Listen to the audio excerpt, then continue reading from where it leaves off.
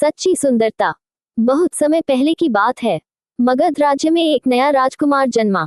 राज्य में उत्सव का माहौल था। दरबारियों ने उसका नाम रखा वीरेंद्र।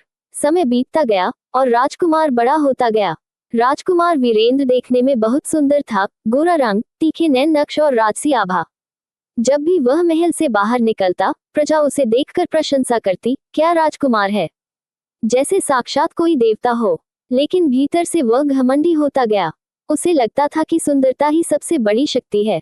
वह अक्सर दरबार में साधु संतों, विद्वानों और आम लोगों के रंग रूप पर टिप्पणी करता और हंसी उड़ाता। एक दिन आचार्य चाणक्य दरबार में पधारे। वे वृद्ध थे, दुबली काया, साधारण वस्त्र और काला रंग। राजकुमार ने धीमे स्वर में कहा, क्या ये महामंत्री बनने योग्य हैं? इनका चेहरा देखो, मानो कोई भूखा साधु हो। चाणक्य ने कुछ नहीं कहा। उन्होंने मुस्कुराकर राजा चंद्रगुप्त की ओर देखा और बोले, महाराज, क्या राजकुमार को एक परीक्षा देने की अनुमति है? राजा ने कहा, जरूर आचार्य। चाणक्य ने राजकुमार को 2 भोजन थाल ला कर दिए।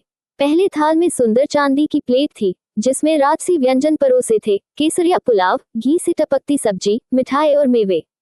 दूसरे थाल में मिट्टी की सादी प्लेट थी, जिसमें खिचड़ी, चटनी और गुड़ रखा था।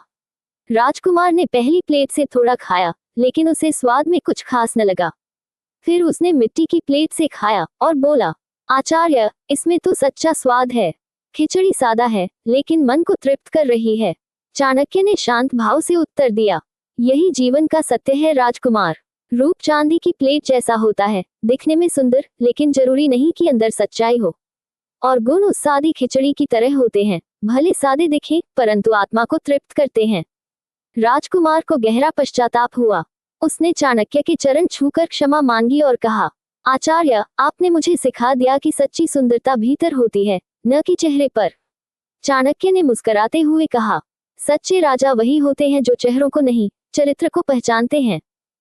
कहानी की सीख। रूप समय के साथ बदलता है, लेकिन गुण जीवन भर साथ देते हैं। किसी का उपहास न करें, बल्कि उसके गुणों को जानने की कोशिश करें।